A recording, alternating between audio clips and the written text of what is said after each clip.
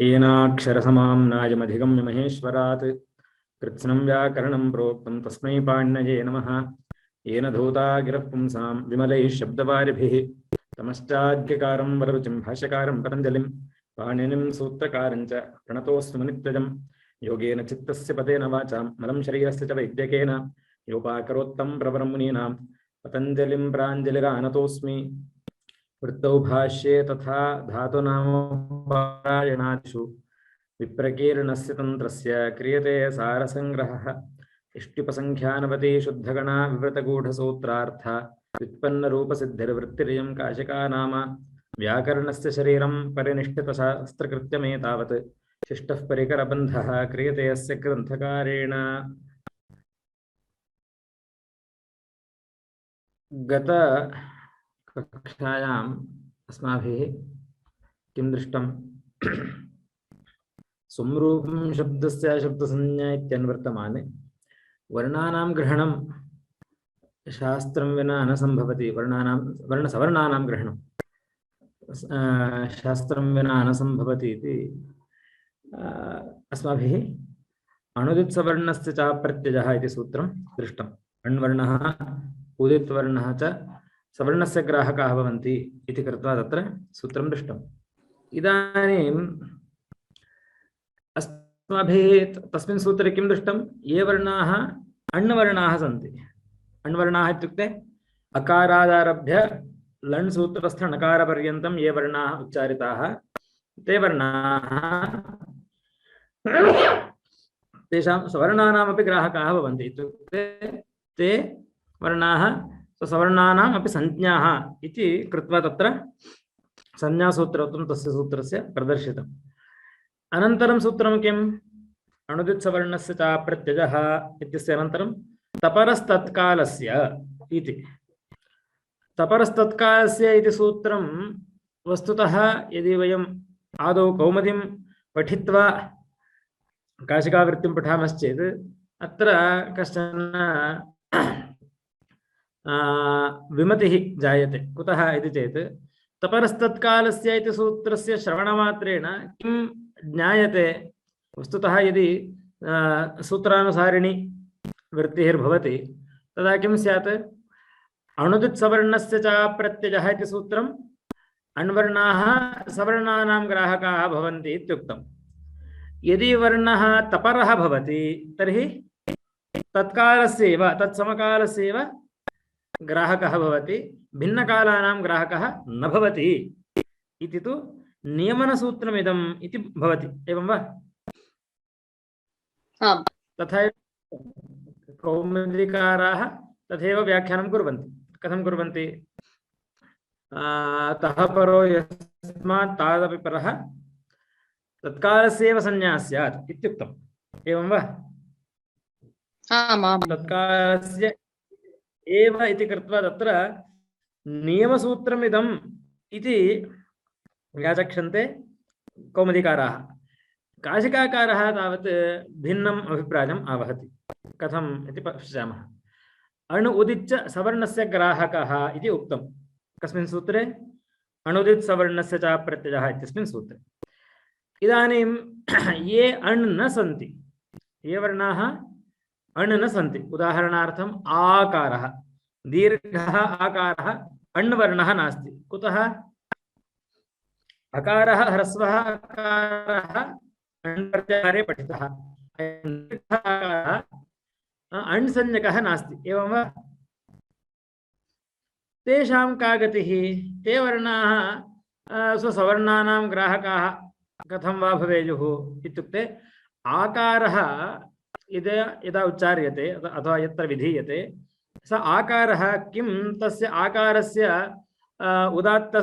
उदात्तगुणयुक्तम् आकारम्, अनुदात्तगुणयुक्तं, स्वरितगुणयुक्तं, सानुनासिकं, निरुनासिकं च आकारं ग्राहयति वा? खलु प्रश्नः आयाति एव।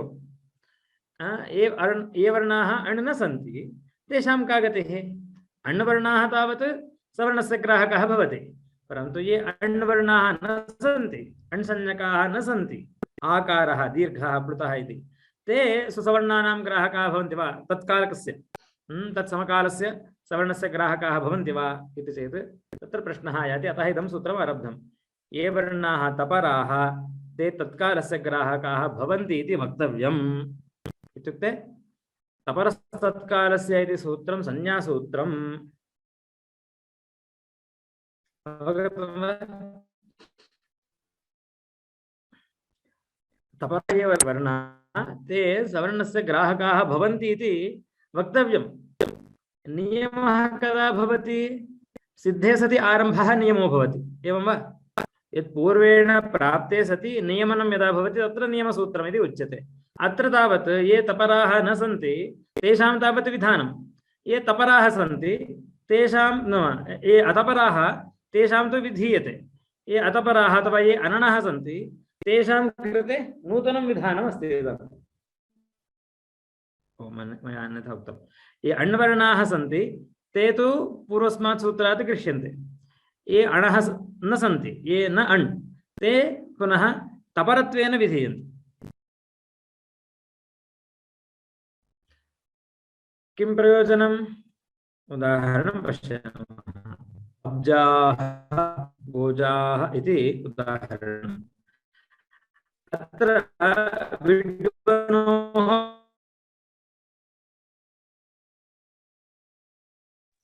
न श्रूयते महोदय। कीदृशः? न श्रूयते वा? इदानीं श्रूयते वा? न श्रूयते। हाँ, श्रूयते महोदय। एवम्, एकं निमिषम्।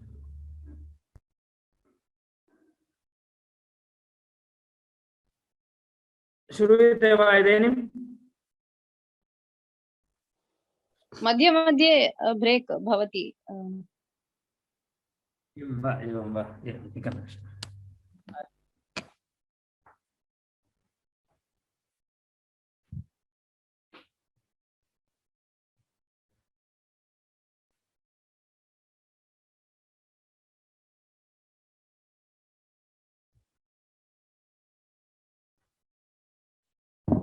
इदानीं श्रूयते वा? हाँ, श्रूयते महोदय। ये वर्णाः अणः सन्ति ते तु अणुदित्सवर्णस्य इत्यनेन गृह्यन्ते। ये वर्णाः अण् न सन्ति ते पुनः तपरस्तत्कालस्य इत्यनेन विधीयन्ते। तपरस्तत्कालस्य इत्यनेन सूत्रेण सवर्णानां ग्राहकाः भवन्ति। प्रयोजनम् अब्जाः गोजाः इति। अत्र जन इति धातोः नकारस्य स्थाने आकारः विधीयते। अयम् आकारः कीदृशः इति चेत् नकारस्य स्थाने विधीयते इति कारणेन सानुनासिकः इष्यते। नकारः सानुनासिकः खलु? अतः पञ्चमवर्णः नकारः वर्गपञ्चमः। अतः तत्स्थाने विधीयमानः आकारः सोऽपि सानुनासिकः इष्यते, परन्तु सानुनासिकः न प्राप्नोति। कुतः? अण्वर्णाः एव सवर्णस्य ग्राहकाः भवन्ति। ये अण्वर्णाः न सन्ति ते ग्राहकाः न भवन्ति सवर्णानाम् इति कृत्वा निरस्तं जातमासीत्। अतः ये तपराः भवन्ति ते पुनः ग्राहकाः भवन्ति। अत्र विद्वनोः अनुनासिकस्य आत् इति तपरः उच्चार्यते आकारः। एवं वा? आकारः तपरः उच्यते। सोऽयं तपरः विधीयमानः तत्कालस्य सवर्णानां ग्राहको भवति इति कृत्वा तत्र आकारः सानुनासिकः आदिष्टः भवति। अब्जाः गोजाः इति एवं तत्र उदाहरणम्। अवगतं वा? दीक्षितानां काशिकाकाराणां मते विमतिः अस्ति। तत्र नियमसूत्रमिति दीक्षितादजः, विधिसूत्रमिति काशिकाकारः एवमस्ति। पश्यामः। तपरस्तत्कालस्य इति विधिसूत्रमिति प्राचीनाः, नियमसूत्रमिति नवीनाः। तपरो तः परो यस्मात् स तपरः। अत्र तपरः शब्दे बहुव्रीहि समासः अङ्गीकृतः। एवं तात्परः तपरः पञ्चमी तत्पुरुषः अपि अङ्गीकृतः। अस्य प्रयोजनं तः परो यस्मात् इत्यस्य प्रयोजनम् अदेङ्गुणः इत्यत्र। अदेङ्गुणः इत्यत्र एवं तपरः उच्चार्यते सः तत्कालस्य ग्राहको भवति इत्युक्ते ह्रस्वः अकारः एव गुणसंज्ञको भवति एवं वा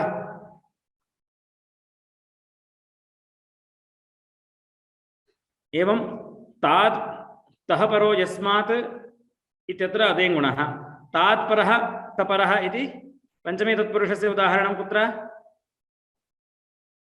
वृद्धिरादैच्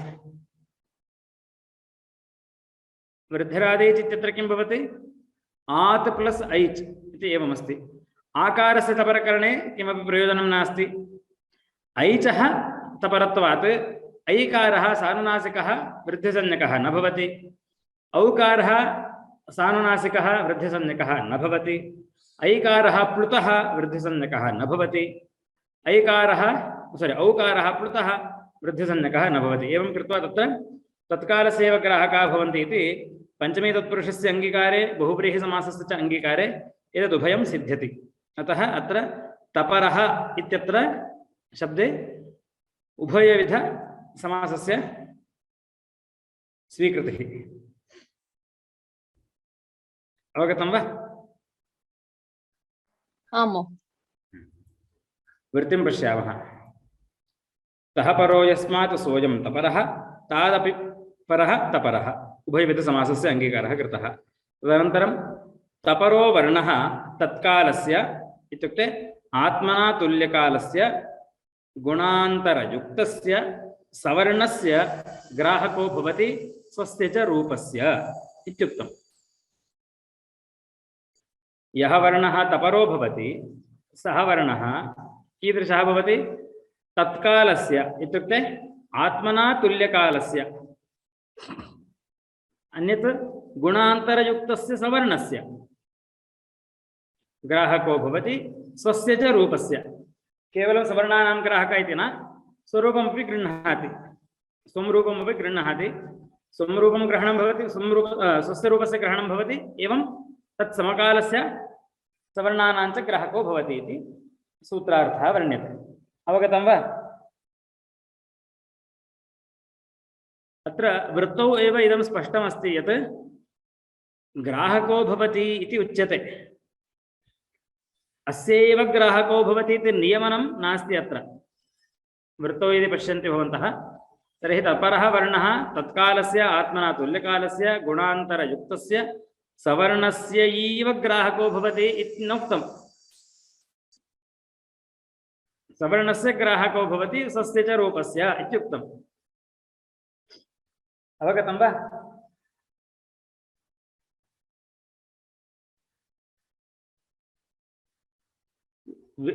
विध्यर्थमिदम् इति उच्यते स्पष्टं नियमनार्थम् इति न नियमसूत्रमिदम् इति नवीनाः परन्तु वृत्तिकारः काशिकावृत्तिकारः विध्यर्थमिदं कुत्र विधीयते अण् इति न अनुवर्तते पूर्वस्मिन् सूत्रे यत् अण् इति अस्ति अणुदित् सवर्णस्य च प्रत्ययः इति सूत्रे अण् इति वर्तते अण् इति इदानीम् अस्मिन् सूत्रे न अनुवर्तते अतः किं कृतं भवति अणाम् अन्येषां च तपराणाम् इदमेव ग्रहणकशास्त्रं भवति ये अण्वर्णाः सन्ति ये अण्वर्णाः न सन्ति यदि ते तपराः भवन्ति तर्हि अनेन सूत्रेण सवर्णानां ग्राहकाः भवन्ति अवगतं वा अस्तु महोदय अत्र तपरः कीदृशः स्यात् अण्वर्णः अपि तपरः कर्तुं शक्यते अनण्वर्णः यः अण्वर्णः नास्ति तस्यापि तपरकरणं कर्तुं शक्यते ते किं भवन्ति तपरः आत्मना तुल्यकालस्य ग्राहकः भवति इति काशिकाकारः एवं वा उदाहरणार्थम् आकारः आकारः कीदृशः अस्ति अण्णस्ति वा अनण्णस्ति वा अनण्णस्ति अनण्वर्णः अण्वर्णः नास्ति अतः अयम् आकारः यदि तपरः क्रियते तर्हि तुल्यकालस्य नाम दीर्घस्य द्विमात्राकालिकस्य सवर्णस्य अकारस्य सानुनासिकः सवर्णः अकारस्य स्वरितः सवर्णः अनुदात्तः सवर्णः सानुनासिकस्वरितः सानुनासिकः अनुदात्तः इति एवं कृत्वा ते एते षड्भेदाः सन्ति आकारस्य अनन्वर्णस्य सवर्णाः। ते सर्वे किं भवन्ति? आकारः न अण्, अतः पूर्वस्मात् ग्रहणं न सिद्ध्यति। अनेन अण्भिन्नाः अपि तत्कालस्य ग्राहकाः भवन्ति इत्युक्तम्।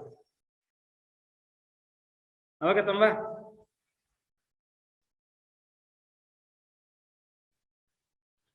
इत्युक्ते अस्मिन् शास्त्रे ग्रहणकशास्त्रमिति यदस्ति तत् द्वे ग्रहणकशास्त्रे। एकं तावत् अणुदित्सवर्णस्य चाप्रत्ययः इति, एवं वा? सर्वे इदम् अङ्गीकुर्वन्ति। अणुदित्वर्णः अण्वर्णः उदित्वर्णः सवर्णस्य ग्राहको भवति। उदाहरणार्थम् अस्य च्वौ अकारस्य विधीयमानः ईकारादेशः आकारस्यापि भवति, एवं वा? मालीयति इति। मालीयति इत्यत्र आकारस्यापि ईकारादेशः भवति। केन? अस्य चो इत्यत्र अकारः उच्चार्यमाणः अणुदित्सवर्णस्य च प्रत्ययः इति सूत्रेण सवर्णानां ग्राहको भवति इति कृत्वा दीर्घस्यापि ग्राहको भवति, तेन आकारस्यापि ईकारादेशो भवति अणुदित्सवर्णस्य इति सूत्रस्य उदाहरणम्। अस्य चो अतपराः अणः। अस्य चो इत्यस्य कः विषयः इति चेत् ये वर्णाः अतपराः सन्ति, ये अण्वर्णाः तपराः न सन्ति, अतपराः, ते अस्य सूत्रस्य विषयाः। अग्रे तपरस्तत्कालस्य इति द्वितीयं ग्रहणकशास्त्रम्। अस्य शास्त्रस्य उदाहरणम् अतोभिस ऐस् इति। अतोभिस ऐस् इत्यत्र अतः इति उच्यते खलु, अकारः तपरः उच्चार्यते। सः कीदृशः स्यात्? सवर्णानामेव ग्राहको भवति, भिन्नकालिकानां ग्रहणं न भवति इति कृत्वा तपराः अस्य विषयः, अस्य सूत्रस्य विषयः तपराः। ये वर्णाः तपराः कृताः ते तपरस्तत्कालस्य इति सूत्रेण सवर्णानां ग्राहकाः भवन्ति। ये वर्णाः अतपराः सन्ति ते अणुदित्सवर्णस्य च प्रत्ययः इति सूत्रेण सवर्णानां ग्राहकाः भवन्ति। अवगतं वा?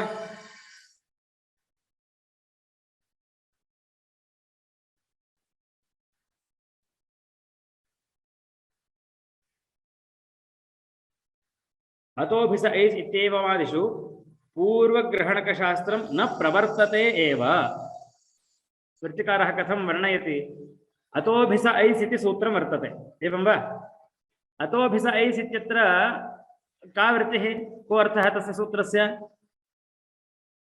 अवर्णान्तादङ्गाद् उत्तरस्य भिसः ऐस् इति आदेशो भवति। उदाहरणं राम प्लस् भिस् रामैः इति जायते, एवं वा? रामैः इति जायते। अत्र राम ऐस् रामैः इति जायते। रमा प्लस् भिस् इति स्थिते रमा इति आकारस्य अनन्तरं भिसः स्थाने ऐस् आदेशः कुतो न भवति? तपरकरणात्। तपरस्तत्कालस्य अस्ति इति कारणेन इदं सूत्रं किं करोति? ये वर्णाः तपराः उच्चारिताः अण् वा भवन्तु अनण् वा भवन्तु, पूर्वस्मिन् सूत्रम् अणुदित्सवर्णस्य च प्रत्ययः इति सूत्रे प्रवृत्ते इदं सूत्रं नियमयति इति न, अपि तु इदमेव साक्षात् प्रवर्तते। पूर्वतमं सूत्रं न गच्छत्येव तत्र। यदि तपरः उच्चारितः वर्णः तर्हि सः तत्कालस्य ग्राहको भवति।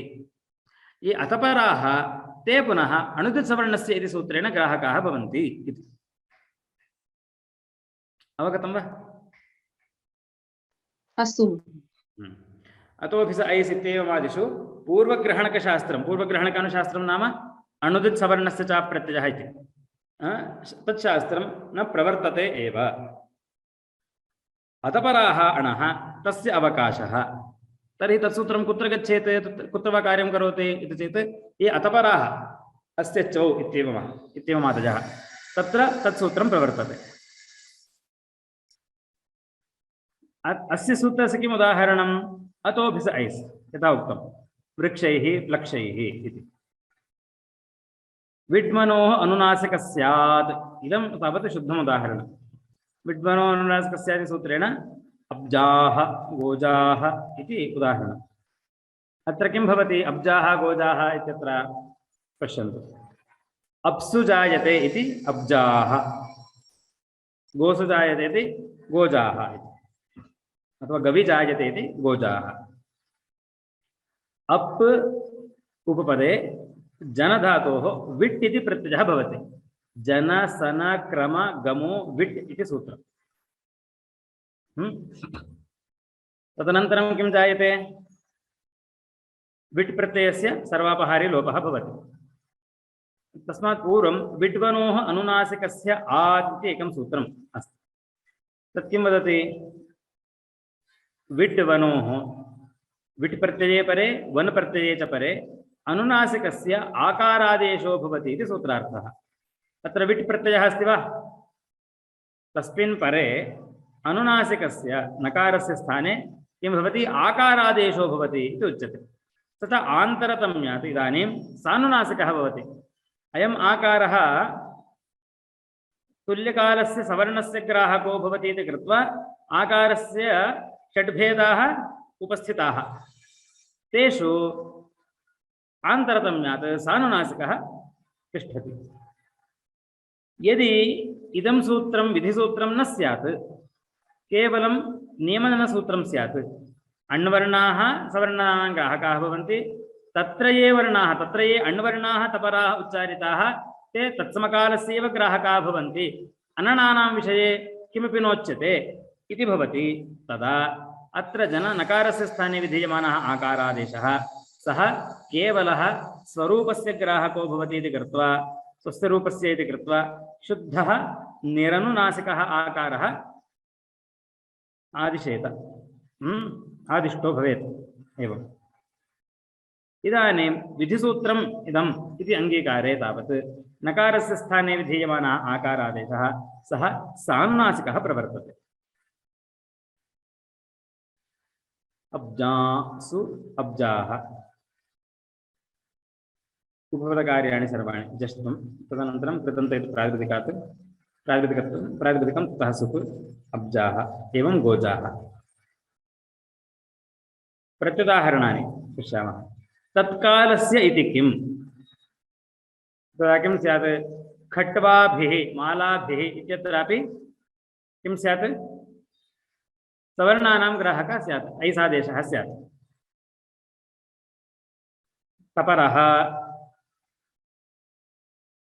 तपरः अपि सवर्णानां ग्राहको भवति इति उच्यते। तर्हि खट्वाभिः मालाभिः इत्यत्रापि दीर्घानां ग्रहणं स्यात्।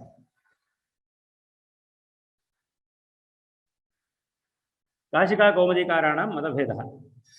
काशिकाकारः किं वदति? विधिसूत्रमिदम् इति वदति। तपरो वर्णः तत्कालस्य आत्मना तुल्यकालस्य गुणान्तरयुक्तस्य सवर्णस्य ग्राहको भवति स्वस्य च रूपस्य इति कृत्वा तत्र विधिमुखतां सूत्रस्य वर्णयति, नाम विधीयते। सवर्णानां ग्राहकत्वम् अनेन सूत्रेण विधीयते तपरवर्णानाम्। एवं वा? अत्र हेतुः अण् नास्ति, अण् इति न अनुवर्तते इति कारणम्। इदं सूत्रं विधिसूत्रं तदा भवति यदा अस्मिन् सूत्रे, कुत्र? तपरस्तत्कालस्य इत्यस्मिन् सूत्रे अणुदित् सवर्णस्य च प्रत्ययः इत्यस्मात् सूत्रात् अण् इति न अनुवर्तते। यदि अण् इति वर्तते तदा इदं नियमसूत्रं भवति।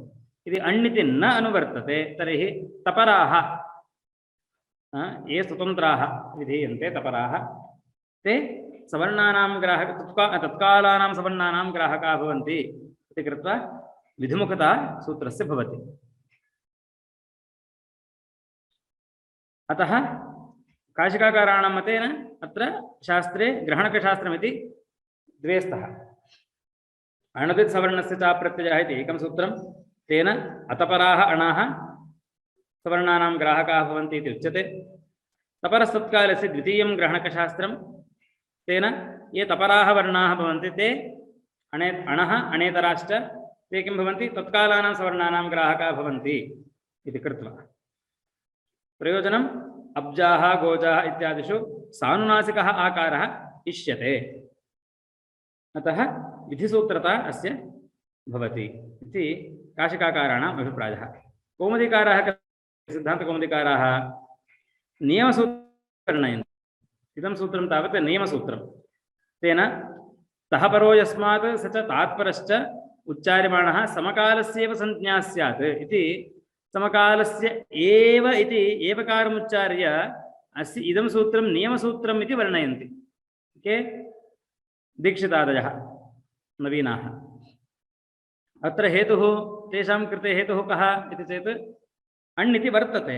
पूर्वस्मिन् सूत्रे अणुदित्सवर्णस्य च प्रत्ययः इति सूत्रे अण्वर्णाः सवर्णानां ग्राहकाः इत्युक्तं, परन्तु ये अण्वर्णाः तपराः उच्चार्यन्ते ते तावत् समकालस्यैव ग्राहकाः भवन्ति, भिन्नकालानां सवर्णानां ग्राहकाः न भवन्ति इति कृत्वा अण् इति अनुवर्तते इति वर्णयन्ति। तेषां मते तावत् एकमेव ग्रहणकशास्त्रम् अणुदित्सवर्णस्य च प्रत्ययः एतस्य नियामकं तपरः इति। अणुदित्सवर्णस्य च प्रत्ययः इति सूत्रस्य नियामकं सूत्रमिदं तपरस्तत्कालस्य इति वर्णयन्ति। अब्जाः गोजाः इत्यादिषु तर्हि किं भवति इति चेत् ते निरुनासिकः एव आकारः इति तेषाम् अभिप्रायः, सिद्धान्तकौमुदीकाराणाम् अभिप्रायः। अब्जाः गोजाः इत्यत्र सानुनासिकः आकारः इष्यते इति काशिकाकारः, कौमुदीकारास्तावत् अब्जाः गोजाः इत्यादिषु निरनुनासिकः एव आकारः, सानुनासिकः न इति वर्णयन्ति। अवगतं वा? आम्। एतेन अस्माभिः किं ग्राह्यं, किं कौमुदीकाराः साधवः वा अथवा काशिकाकारः वा इति चेत् दीक्षितादयः एव साधवः। काशिकाकारः तावत् काशिकाकाराणां मतं तावत् दोषपूर्णं वर्तते। यतोहि भाष्यकारः एवं नाङ्गीकरोति, विधिसूत्रम् इदम् इति नाङ्गीकरोति। भाष्ये तावत् नियमसूत्रतः अस्य वर्णिता। इतोपि तत्र यदि पश्यामश्चेत् तर्हि अणुदित्सवर्णस्य च प्रत्ययः इति सूत्रमिदस्ति, तत्र अण् इति प्रत्याख्यायते, अण् इति नास्ति इति। तर्हि जाति अकारः उच्चार्यमाणः तत्र जातिः पदार्थः इति कृत्वा तत्र अत्वजातिः उच्चार्यते। अत्वजातिः किं करोति? सवर्णान् सर्वान् गृह्णात्येव। अतः अण् उदिच्य सवर्णस्य ग्राहकाः भवन्ति इति वक्तव्यमिति नास्ति इति, तथा अण्वर्णं प्रत्याख्यायते, अण् पदं प्रत्याख्यायते। अण्वर्णः प्रत्याख्यातः इति कृत्वा तपरस्तत्कालस्य इति सूत्रं किं करोति इति चेत् तत्सूत्रमपि यदि व्यक्तिः पदार्थः इति पक्षः तदा इदं सूत्रं नियमनसूत्रं भवति, नो चेत् अस्यापि किमपि प्रयोजनं नास्ति इति वर्णयति। अतः तपरस्तत्कालस्य इति सूत्रं तावत् नियमसूत्रमित्येव महाभाष्यकाराणाम् अभिप्रायः। अतः काशिकाकाराः दुष्टाः अस्मिन् पक्षे, अस्मिन् सूत्रे भवति। महोदय, अण् इति पदं किमर्थं प्रत्याख्यातं भाष्यकारेण? भाष्ये सा वर्णयति, ये वर्णाः उच्चारिताः सन्ति खलु, उदाहरणार्थम् अस्य च्वौ यस्येति च इत्यादिषु ये अकारः उच्चारितः, सः अकारः कीदृशः इति चेत् प्रत्याहारे शिवसूत्रे उच्चारितः अकारः इति यदि वर्णयामः तर्हि शिवसूत्रे उच्चारितः अकारः कीदृशः इति चेत् सः अत्वजातिप्रतिरूपकः इति। अत्वजातिप्रतिरूपकः इत्युक्ते को अर्थः इत्युक्ते अत्वजातिः वक्तव्या आसीत्, विना व्यक्तिं जातेः प्रतिपादनं कर्तुं न शक्यते इति कारणेन एका व्यक्तिः तत्र उच्चारितः वर्तते, अकारव्यक्तिः उच्चारिता वर्तते। परन्तु तत्र जातेरेव ग्रहणम्। अत्वजातिः इत्युक्ते के भवन्ति? अत्वजातौ अकारः, ह्रस्वः, दीर्घः, प्लुतः, सानुनासिकः, निरुनासिकः, उदात्तः, अनुदात्तः, स्वरितः, ये सर्वे अपि अत्वजातौ समाविष्टाः भवन्ति। एवं वा? सूत्रेण एव किल? यत्र अस्य च्वौ इति सूत्रे अकारः उच्चार्यमाणः, कस्य अयम् अकारः, कुत्र स्थः अयम् अकारः इति चेत् शिवसूत्रे उच्चारितः अकारः इति वर्णयामः। एवं वा? शिवसूत्रे यः अकारः स एव अकारः अत्रापि अस्य च्वौ इत्यत्रापि इति वर्णयामः। शिवसूत्रे कीदृशः अकारः इति चेत् तत्र किमुक्तं जातिः पदार्थः इत्युक्तम् अयम् अकारः अत्वजातिप्रतिरूपकः इत्युक्तम् इत्युक्ते अयम् अकारः अकारजातिं व्यक्तीकरोति न तु अकारव्यक्तिम् इति अकारः एकः व्यक्तिः एवम् अकारः जातिश्च अत्व इति वक्तव्ये अ इति उच्चार्यते अत्वम् अत्वम् अकारेण उच्चार्यते अथवा प्रतिपाद्यते अत्वं नाम उदात्त अनुदात्त स्वरित सानुनासिक निर्नुनासिक सर्वे ये भेदाः सन्ति सर्वेषु अत्वम् अस्ति वा आम् अस्ति तस्य प्रदर्शकम् इदम् अकारः अत्वजातेः प्रतिरूपकम् अकारः अत्वम् इति वक्तव्यमासीत् परन्तु अत्वम् इति वक्तव्ये अ इति उच्चारितम् अवगतं वा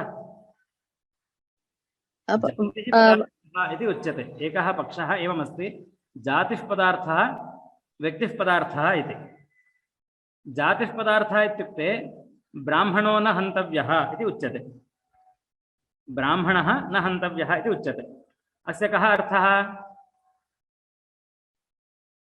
एकः ब्राह्मणः न हन्तव्यः अपरे हन्तव्याः इति वा नास्ति नास्ति न खलु ब्राह्मणः इत्यत्र एकवचनं तत् श्रुत्वा एकवचनं श्रुत्वा एकः ब्राह्मणः न हन्तव्यः अन्ये ब्राह्मणाः हन्तव्याः इति अर्थः नास्ति खलु ब्राह्मणजातिः न हन्तव्या इत्यर्थः अस्तु शब्दः उच्चार्यते परन्तु शब्देन जातिः प्रतिपाद्यते एवं वा तथापि अस्ति अन्यथापि अस्ति उदाहरणार्थं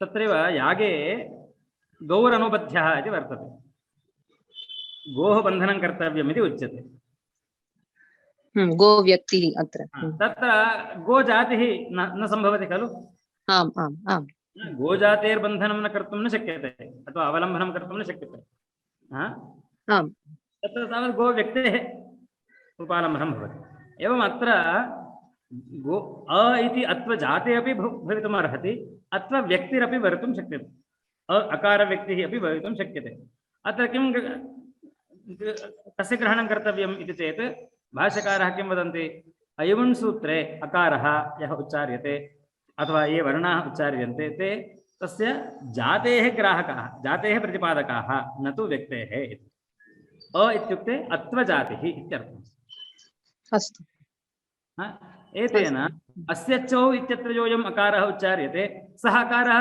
कुत्रस्थः अकारः इति चेत् अयवुण् सूत्रे उच्चारितः अकारः एव अत्रापि इति तेन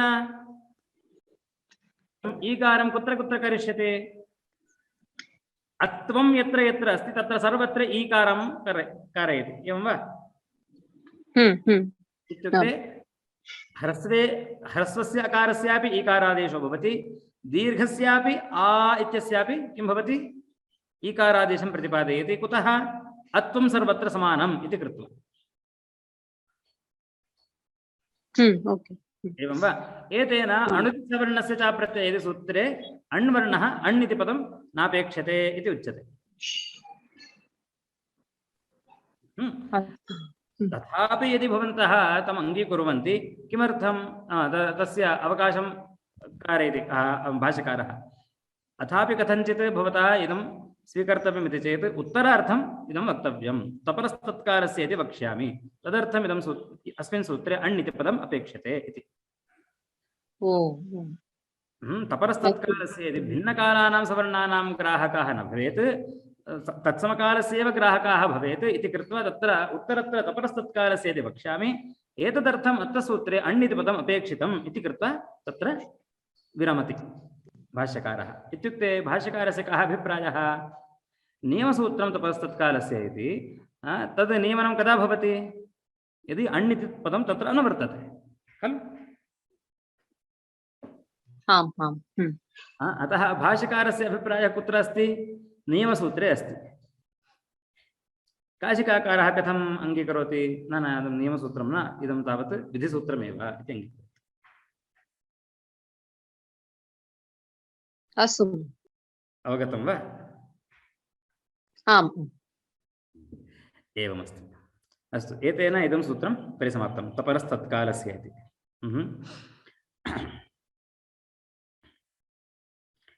इदानीं प्रत्याहारसूत्रेषु वर्णाः पठिताः सन्ति। कुत्र? अ इ उण् ऋलृक् ए ओम् ऐ औच् हयवरट् इति एवं कृत्वा।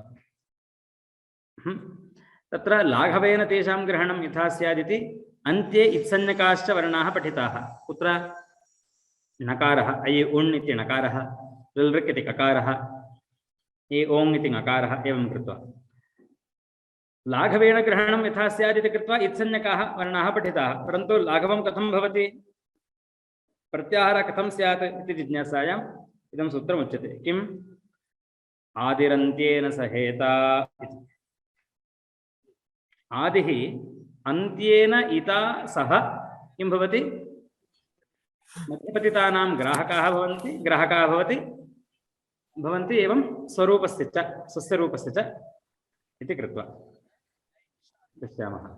आदिः इत्यत्र प्रथमपुरुष एकवचनम्, अन्त्येन तृतीयाविभक्तिः एकवचनम्, आदिः इति प्रथमाविभक्तिः एकवचनम्, अन्त्येन तृतीयाविभक्तिः एकवचनं, सः इति अव्ययम्, इता इति शब्दस्य तृतीयाविभक्तिः एकवचनम्, अन्त्येन इता इति अन्वयोर्मध्ये अन्वयः, स्वं रूपम् इति अनुवर्तते। संज्ञासूत्रम् इति निर्णीतम्। आदिरन्त्येन सहिता इति तावत् संज्ञासूत्रम्। का? आदिः अन्त्येन इत्संज्ञकेन सह गृह्यमाणः तन्मध्यपतितानां वर्णानां ग्राहको भवति। आदिवर्णः अन्त्येन इत्संज्ञकेन सह गृह्यमाणः तन्मध्यपतितानां वर्णानां ग्राहको भवति स्वस्य च रूपस्य।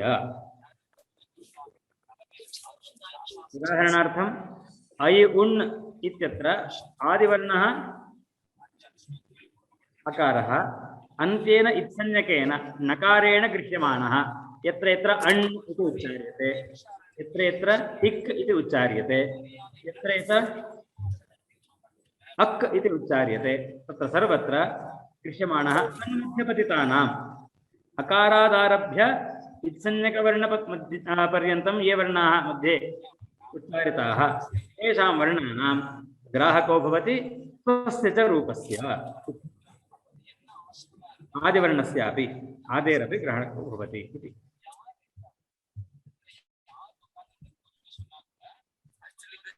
आदि अन्त्येन इता इति संज्ञास्वरूपम्। एवं वा? इत्युक्ते अन्ये यानि संज्ञासूत्राणि पूर्वे उक्तानि सन्ति खलु, पूर्वोक्तानि संज्ञासूत्राणि कथं सन्ति? वृद्धिरादैच् इति अस्ति। वृद्धिरादैच् इत्यत्र वृद्धिः इति पदं संज्ञा निरूपकम्। एवं वा? कीदृशा अस्ति संज्ञा इति संज्ञाप्रतिपादकं पदम्। आदैच् इति संज्ञिप्रतिपादकं पदम्। एवं वा? केषां वृद्धिसंज्ञा भवति? एवमस्ति वा? आम्। अदेङ्गुणः इत्यत्रापि संज्ञासमर्पकं पदमेकं, संज्ञिसमर्पकं पदम् इति एकम्। एवमस्ति वा? आम्। संज्ञा संज्ञी इति एवं कृत्वा संज्ञासूत्राणि अस्माभिः पठितानि। एकस्मिन्नेव सूत्रे संज्ञापदमपि भवति, संज्ञिपदमपि भवति। इदं सूत्रं संज्ञासूत्रमिति उच्यते। संज्ञा कुत्र अस्ति, संज्ञी कुत्र अस्ति? अत्र आदिरन्त्येन सहेता इति अस्ति। संज्ञा अस्ति वा अत्र? संज्ञासमर्पकं पदम् अस्ति वा? नास्ति। भवतु संज्ञिसमर्पकं पदम् अस्ति वा कुत्रापि? अन्वेषणीयमस्ति। अतः व्याख्यानम् एवं क्रियते। आदिः अन्त्येन इता, आदिवर्णः अन्त्येन इत्संज्ञकेन सह। उदाहरणार्थम् अ क अक् इति। अक् इति किं भवति? संज्ञा। एवं वा?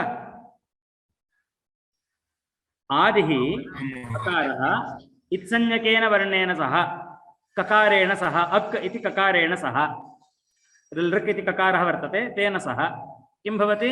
अक् इति रूपं भवति। अकारस्य आदिवर्णस्य अन्त्यस्य इत्संज्ञकवर्णेन सह इत्संज्ञकवर्णः ककारः तेन सह किं भवति? अक् इति भवति। अक् इति किम् इदानीम्? अक् इति संज्ञा।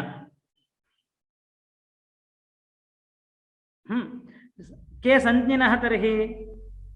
अ इ उण् इत्यत्र अण् इति आदिवर्णः अन्त्येन इत्संज्ञकेन वर्णेन सह अण् इति रूपं गृहीत्वा तत्र सम्पाद्य अस्य अण् इति संज्ञासमर्पकं पदं भवति इदानीं। तदनन्तरं संज्ञिनः के इति चेत् आदिः अन्त्येन इता सह मध्यपतितानां ग्राहकः स्वस्य च रूपस्य इति उक्तत्वात् ये तन्मध्यपतिताः आदिवर्णश्च स्वरूपः ते इदानीं संज्ञिनः। अवगतं वा? आम्। अन्यानि यानि संज्ञासूत्राणि सन्ति तादृशमिदं नास्ति, इदं विलक्षणं। संज्ञा अपि कल्पनीया संज्ञा अत्र कल्पनीया वर्तते। संज्ञायाः नाम नास्ति। नाम नोच्चार्यते। इयं संज्ञा भवति, सर्वनाम इति संज्ञा भवति, सर्वनामस्थानम् इति संज्ञा भवति। एवं कृत्वा तत्र नोच्चार्यते। अस्माभिः कल्पनीया भवति। आदिवर्णम् अन्वेष्य अन्तिम इत्संज्ञकवर्णं अन्वेष्य तत्र अनयोर्मध्ये तावदेका संज्ञा कल्पनीया। अण्, इक्, अच्, हल् इति ते इदानीं संज्ञापदानि भवन्ति। ताः संज्ञाः तन्मध्यपतितानाम् आदेश्च ग्राहको भवति इति कृत्वा तन्मध्यपतिताः वर्णाः संज्ञिनः भवन्ति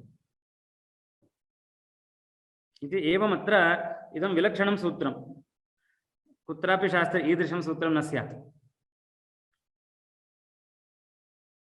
आदिरन्त्येन सहेता इति। अवगतं वा? आम् महोदय। उदाहरणम् अण्, अक्, अच् इति एतानि उदाहरणानि। अत्र किं भवति? अ इ उ ण। अत्र आदिवर्णः अन्त्येन इत्संज्ञकेन नकारेण सह तन्मध्यपतितानाम् इ उ अनयोः वर्णयोः स्वरूपस्य च आदेश्च ग्राहको भवति। अवगतं वा? नकारस्य ग्रहणं न भवति। कुतः? अप्रधानत्वात्। मध्यपतितानां ग्रहणं भवति इत्युक्तं, स्वरूपस्य ग्रहणं भवति इत्युक्तं, इत्संज्ञकस्यापि ग्रहणं भवति इति नोक्तम्।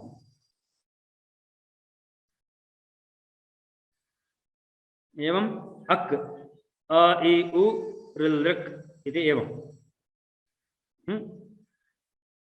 अत्र आदिवर्णः अन्त्येन इत्संज्ञकेन ककारेण सह किं भवति? तन्मध्यपतितानां स्वस्य च रूपस्य ग्राहको भवति इत्युक्तम्। एतेन अकार इकार उकार ऋकार लकाराः अक् प्रत्याहारेण गृह्यन्ते। एवम् अच्। अणादयसंज्ञाः प्रत्येकस्य वर्णस्य न समुदायस्य प्रयोजनाभावात् इदमपि अवधेयम्। अतः तत्र वृत्तिम् यदि पश्यामः, वृत्तौ किमुक्तं वर्तते?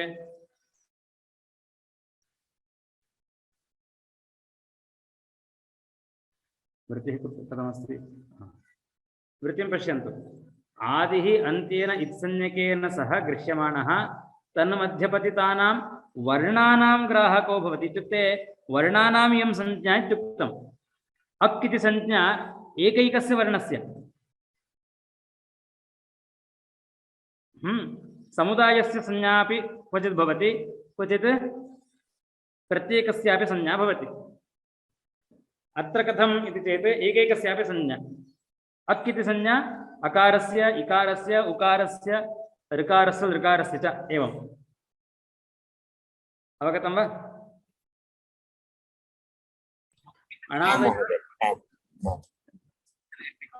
अणादयः संज्ञाः प्रत्येकस्य वर्णस्य न समुदायस्य किमर्थम् इति चेत् प्रयोजनाभावात् किमपि प्रयोजनं नास्ति समुदायस्य संज्ञाकरणे किमपि प्रयोजनं नास्ति अकारादारभ्य नकारपर्यन्तं एते सर्वे अपि अण्संज्ञाः समुदिताः अण्संज्ञकाः भवन्ति इति चेत् सर्वत्र एवमेव रूपेण उपस्थिताः भवेयुः कुत्रापि तथा अस्ति वा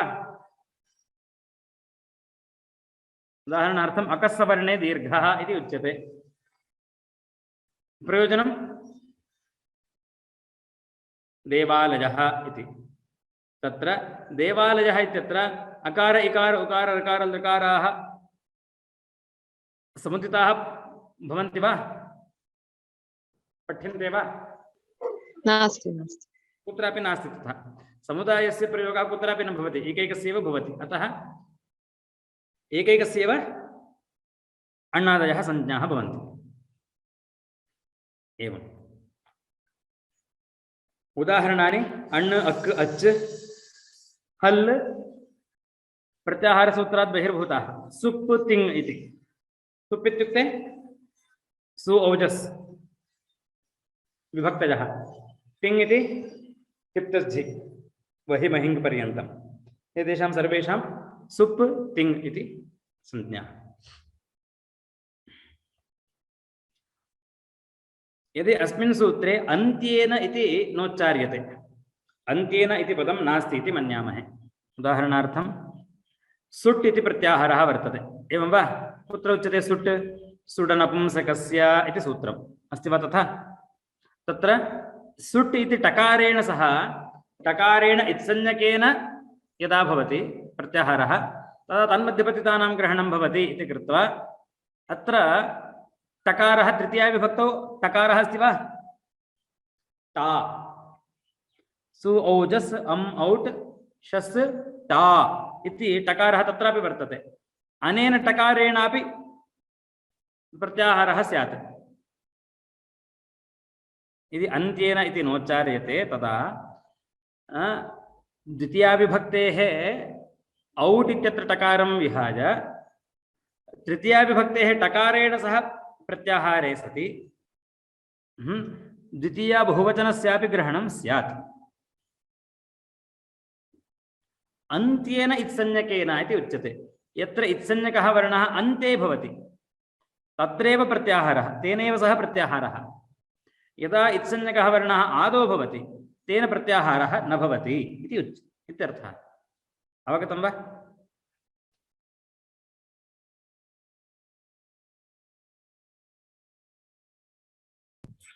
इत्युक्ते अस्य पृष्ठराशयः कः इति चेत् सर्वत्र इत्संज्ञकाः अन्ते सन्ति खलु किमर्थम् अन्त्येन इता इति उच्यर्यते अन्त्येन इति किमर्थम् अपेक्षितम् अत्र ऐ उण् इत्यत्र नकारः कुत्र अस्ति आदौ अस्ति वा अन्ते खलु अस्ति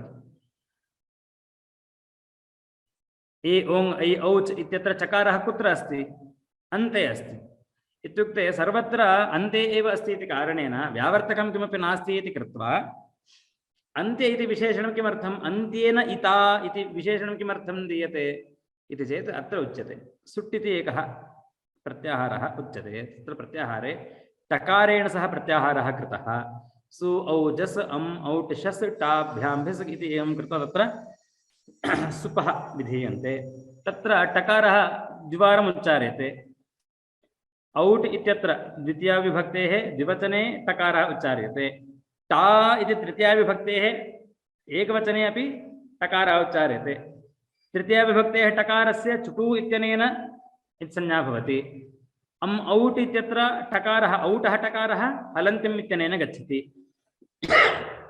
उभौ अपि टकारौ इत्संज्ञकौ केन प्रत्याहारः स्यात् इदानीं सुट् इति प्रत्याहारः उच्चार्यते केन टकारः सु औट् इति टकारेण प्रत्याहारः करणीयो वा स्वीकर्तव्यो वा अथवा टा इत्यत्र तृतीया विभक्तेः एकवचनेन प्रत्याहारः स्वीकर्तव्यो वा इति चेत् यत्र इत्संज्ञकः अन्ते भवति अन्त्येन इत्संज्ञकेनैव प्रत्याहारः कार्यः इति उच्यते तेन टा इति तृतीया विभक्तेः एकवचनस्य टकारेण सह एकवचन टकारेण सह प्रत्याहारः न भवति अपितु औट् इति टकारेणैव भवति अवगतं वा? आम् एतेन इदमपि सूत्रं परिसमाप्तम्। अग्रिमकक्षामध्ये अनन्तराणि सूत्राणि पश्यामः। अत्र विरमामः।